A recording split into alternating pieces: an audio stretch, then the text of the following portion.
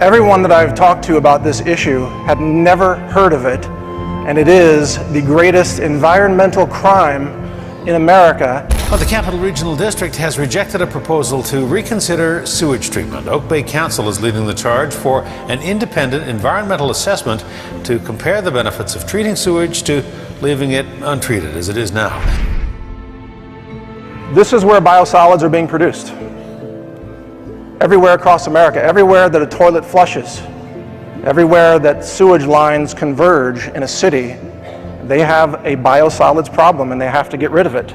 Raw sewage, finding a way to make it a little more useful for local farms by creating fertilizer. But the question is this change safe and sanitary? Many of you may or may not know, but EPA regulates under our environmental statutes like the Clean Water Act, like the Clean Air Act. But there's no Clean Soil Act, which means that the government has said we can mass pollute the soil and call it legal and call it green and call it recycling. So we now have government legalized pollution, and it's been legalized by the EPA, which I would say, in my opinion, is a highly corrupt organization that needs to be radically reformed to actually protect the environment like they used to do back in the 1970s. The EPA and we as a country have inadvertently created really a devastating vector for bioterrorism of ourselves. Biosludge always contains one chemical we found. There's one chemical that's a marker for it. It's Benadryl, the over-the-counter drug. Our ecosystem is in the crosshairs of this biosludge industry. They're making money while poisoning the planet with toxins that persist in the environment. This issue is so much larger than at first it would appear. It's not just about toxicant exposure, it's actually about the very root of our species definition being completely undermined. Anyone can walk up to a sewage treatment plant, access a sewer line, and put tons of material in it that would never be detected.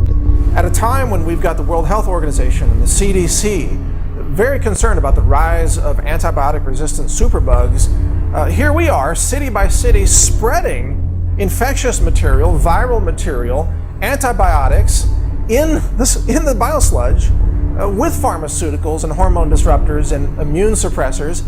And then we wonder, well, why are people getting sick? Sewage sludge contains every single chemical that you can imagine, because every industry, every entity that's connected to a sewer can discharge their hazardous and acute hazardous waste, and treatment plants are not designed to remove these. So it is not a wild statement to say that the sewage sludge is likely the most pollutant waste mixture of the 21st century. As part of our scientific analysis of biosludge products, we went out and purchased at retail in Austin, Texas, 3 different biosolids products that come from human sewage in different cities. Those products are Milorganite for gardens, Milorganite in the bulk bag for lawns, which comes from Milwaukee sewage. That's human sewage from the city of Milwaukee. And then Texas native Dillo dirt, which is human sewage from the city of Austin. These 3 products all make extraordinary claims about being eco-friendly and safe to use on fruits and vegetables, and even safe to use around children and pets. So let's take a look at the packaging and see exactly what they're claiming. So we want to be green, we want to protect the environment, so we're suckers for this kind of product, this Dillo dirt product, which has a cute little mascot with a little wheelbarrow. It doesn't say human feces on it. But at least on the back, in Austin, Texas, on the back of the bag, it says it recommends that you don't use this on crops for food production in humans. But animals, yeah, that's okay. Austin, Texas is by no means the worst. This is Milorganite. You notice the little eco-friendly label on the right? Look, it's eco-friendly. This is a bag of human feces, people, and it's eco-friendly. It's full of heavy metals and recreational drugs, hormone replacement therapy drugs, birth control pill drugs. I mean, this eco-friendly? This is an insult. On the back, it's got a warning. It says, hey, guess what? It's got chemicals known to cause cancer and birth defects. A big takeaway from this is that we have to have our radar going full time. We have to be on our game. Anybody makes any claim to you that something's eco-friendly or all natural or even organic in this case, all those things are in essence false for this product, and yet these claims are very, very widespread. So I began to look at it. I found a book called Science for Sale by Dr. David Lewis, and I highly recommend this book. And Dr. Lewis saw his career destroyed by the EPA. Increasingly, from what I've observed, the EPA is almost more like a cheerleader for the industries that really are, at this point, causing vast contamination of the biosphere. When recently Monsanto was allowed to petition the EPA to increase the exposure limits for Roundup, it was clear at that time that this was really a horrific decision due to the fact that we know now Roundup can actually act as a carcinogenic endocrine disruptor in the parts per trillion range. The EPA is not what it used to be. I believe it was at least created for all the right reasons. At least I'd like to believe that. The reason for bringing EPA to life was to really protect the environment. But what EPA is doing right now, it's far from the environment and far from protection. I think people like David Lewis, who was at some point EPA senior staff scientist, and who now are outspoken, independent scientific voices out there, can again have a say in how EPA functions. I worked at EPA for 32 years. Beginning in 1970, when EPA was created, EPA was a good agency, had good intentions, good scientists. That changed in 1993. There was a mass exodus of EPA scientists at that time. So the scientists that remain at EPA today is a different culture than when EPA was created. I'm speaking out because science was everything to me, and science is all about the truth. My life was dedicated to it. Once science at EPA was no longer about the truth, but it was about supporting certain industry practices and certain government policies, I wanted no part of it. But rather than walking out the door like many of EPA's scientists did when that happened, I decided to stay in. I filed a series of whistleblower lawsuits to get discovery documents. I wanted to understand how this happened, and I felt like I could do more for science to tell this story than I could in a laboratory producing data that would never see the light of day anyway. In the federal government, when data are fabricated, they can get away with anything in the way of fraud, covering up adverse health effects, faking data. The individual at EPA who came up with EPA sludge policies, Henry Longest, in the mid-1970s, and was still protecting biosolids with fake data. When I left EPA in 2003, he received multiple presidential awards in the Rose Garden by President Bush, even though it was known all of the fraudulent activities he was involved with. They are immune to prosecution. But let any scientist try faking data for his own personal gain, they don't last any time. They will be fired and put in prison. But fake data for the government in its interest, in the industry's interest, and you will be promoted and protected at the highest levels. One of the very confusing aspects of this whole business of land-disposed toxic sewage sludge is based on the question, how can this be legal?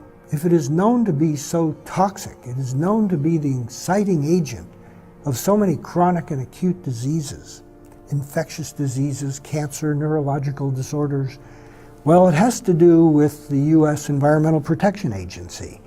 Years ago, they conferred the decisions on regulation and use of sewage sludge to the states. And the state departments of ecology or the state departments of environmental quality then had the right and the freedom to relax the regulations and adopt some EPA standards for concentrations of toxic or to apply their own regulations. State agencies tend to be cooperative, so the State Department of Ecology in Washington State, as one example, collaborates very nicely with the State Department of Agriculture. And state departments of agriculture like to help farmers, and one way they help them is to figure strategy for reducing costs of farming, including the costs of fertilizers. Counties, on the other hand, and municipalities have an enormous burden of what to do with all the sewage sludge. Nearly every municipality has a wastewater treatment plant. All of the sewage sludge is toxic. Wastewater treatment plants, as I say, do not treat wastewater. They separate it into the solids and the water with the intent of recycling the water and beneficially recycling the solids. The problem is that the standards and the testing of the solids, what we refer to as toxic sewage sludge, are so low and so minimal that all of these flame retardants, pesticides, industrial chemicals, infectious agents from medical facilities and just from the general public, as well as from agricultural operations, all end up right back into our food supply and the environment. In this lab, we've got the instruments to detect unknown chemicals. And let me explain this. Behind me, you see a mass spec instrument. The big one's called a mass spec time of flight instrument. It's got a flight tube, an actual vertical tube in a vacuum. And molecules are projected and focused into an ion beam in that tube, and then the time of their flight, so to speak, or the time it takes for them to travel through that tube is measured to determine their mass to charge ratio. All right, we've done the mass spec analysis and we have the results here. What did we find? Well, I'd like to draw your attention to the screen right now. This is what's called the TIC result. This is the total ion chromatogram, or TIC for short. And here it is for the Dillo dirt from Austin, Texas. And here it is from Milorganite in Milwaukee. So right away we can see that these look different, and each peak is a different chemical. This is Milorganite. Every color is a different potential chemical that was found in the analysis. In fact, every peak is a different potential chemical, and if we zoom in on this, we can actually see that there are thousands of different chemicals. The numbers you see are the area response as well as the retention time. The x-axis is time, the y-axis is counts for that specific chemical mass. And if you look at our list over here, we see that we have 3,504 potential chemicals in the Milorganite sample. Right here is warfarin, blood thinner that can be deadly. One of the side effects is death. And that's just one chemical out of thousands. Here's atrazine, right here, atrazine-D5. Atrazine is a toxic herbicide that causes chemical castration and gender bender changes in both humans and amphibians. And here it is. We're seeing it identified as a likely candidate in this biosludge sample. You are being exposed to thousands of different chemicals, and yet they call it organic and they call it eco-friendly.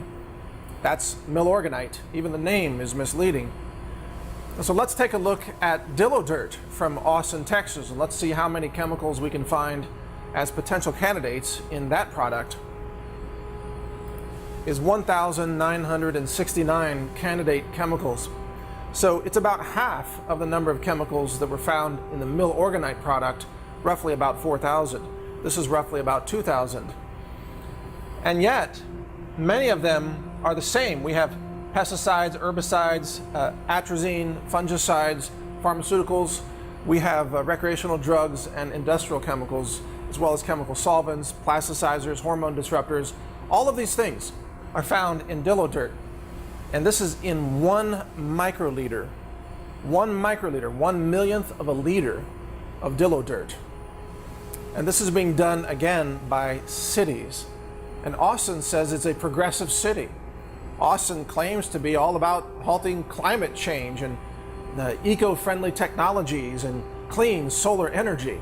And yet they're selling this, thousands of chemicals, to their own residents. People are lining up to buy this stuff and put it on their gardens. They think they're home gardening with an organic fertilizer. Here's the truth that the city of Austin doesn't want you to see. About 90,000 chemicals in commerce today have already been discharged into soils and water and so forth. And every year there's 1,000 new synthetic chemicals. And of course EPA keeps telling us it's nutrient rich. This is a myth. I mean, yes, there are nutrients in there. There's nitrogen in there. But with this ability of industries able to discharge all their chemicals and into the waste stream, you have an unbelievably toxic containing material. Let's take a look at biosludge under the microscope. So we've got a digital microscope here, and we've got some millorganite on a white tissue, and we're going to zoom in and start to take a look at what we can see. Now you can see the structure of the pebbles, which look like boulders under here, but as we zoom in more, you start to see features of mysterious fibers that don't necessarily look like plant fibers. Many of them start to look synthetic as you really zoom in on it. And you can start to see that there are some very odd looking elements in this picture. What is this growth or structure there? What is this fiber? What are these chunks? And you can actually start to maneuver around the scene using this microscope setup. We're looking at essentially a dehydrated, pelletized form of human sewage. And it should be no surprise that it's full of all kinds of questionable and disgusting things. And throughout this landscape, you see mysterious fibers. Now we're starting to see more details about this structure. What is this yellow object that's lodged here inside the turd boulder? What does this look like? Microplastics. This is a kind of pollution, a kind of contamination that's in the oceans, and it appears to be here in the biosludge as well, connected to these other fibers. It's clearly a polymer, or resembles one, and we have all these other fibers and strands that are in this biosolid product. It looks pretty creepy. Is this something that you want on your food? We zoom in here, here's another, it looks like a polymer of some sort, mixed in with everything else and all these bizarre fibers. And whatever this mass is here that has glommed on to this turd boulder, you know, this is what you're putting on your garden, people. This is what's going on your food. First, notice that millorganite from Milwaukee says it's eco-friendly. This is one of the big claims. Eco-friendly. So if you take a concentrated form of human sewage, viruses, heavy metals, even industrial waste, all kinds of toxins, and you concentrate them, you can call it eco-friendly according to millorganite. In small print, in complete contradiction to the primary claims on this label, they say that this product may cause cancer. This product contains detectable quantities of chemicals known to cause cancer, birth defects, or other reproductive harm, they say. They even say, by the way, do not apply near water, storm drains, or drainage ditches. You know why? Because if it runs off into the rivers and streams and oceans, it kills aquatic life. So they say, don't apply it where it might run off into the water. Instead, they say, apply this product only to your lawn and garden and sweep any product that lands on the driveway, sidewalk, or street back into your own garden to grow the foods that you're feeding your children. Now we get to dillo dirt, which comes from Austin, Texas. This is human sewage that people flush down the toilet in Austin. And you see an armadillo with happily carrying a wheelbarrow full of human sewage. They call it dillo dirt because they can't call it Austin sewage. Nobody would buy it.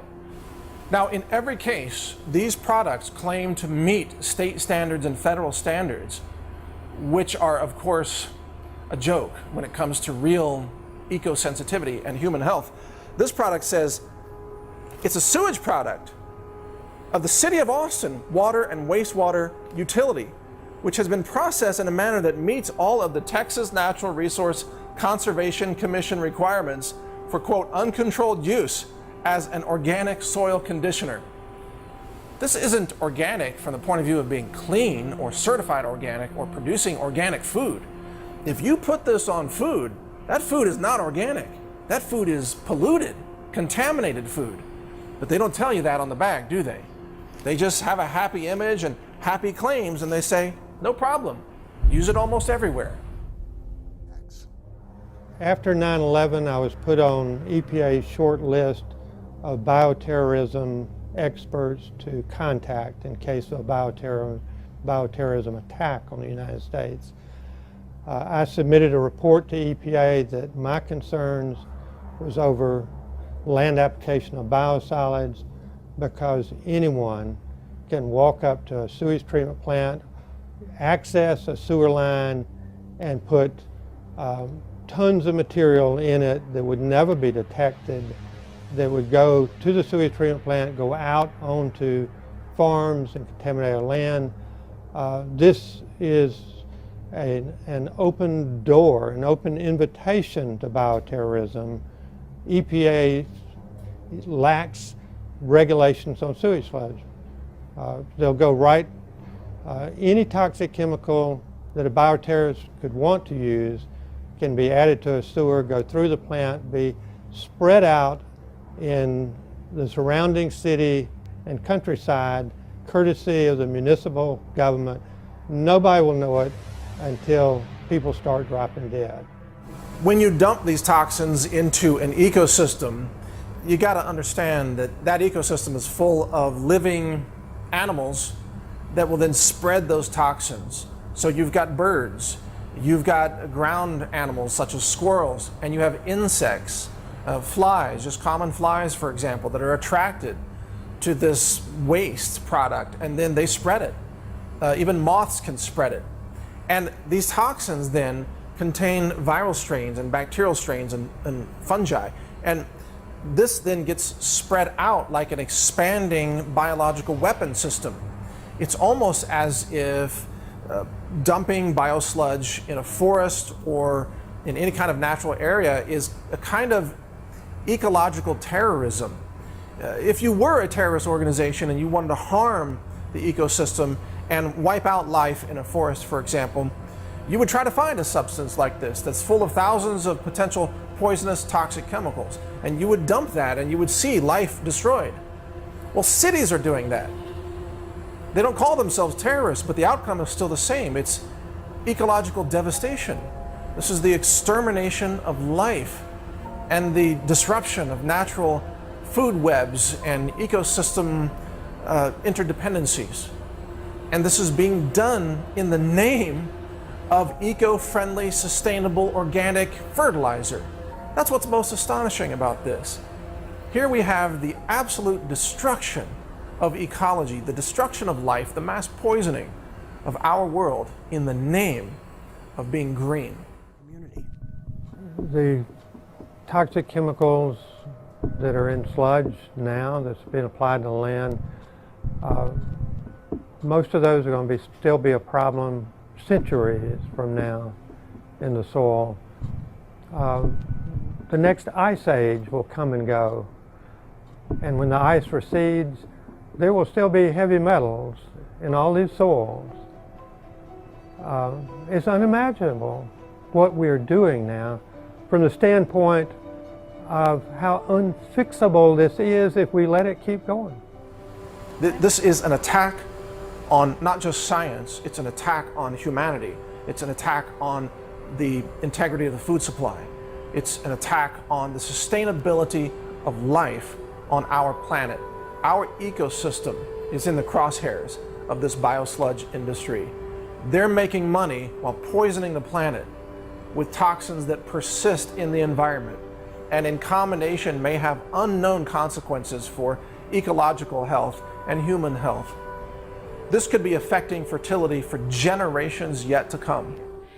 But other countries, such as in Scandinavia and Europe, Germany and Switzerland in particular, in many areas have totally forbidden and abolished the land disposal of sewage sludge.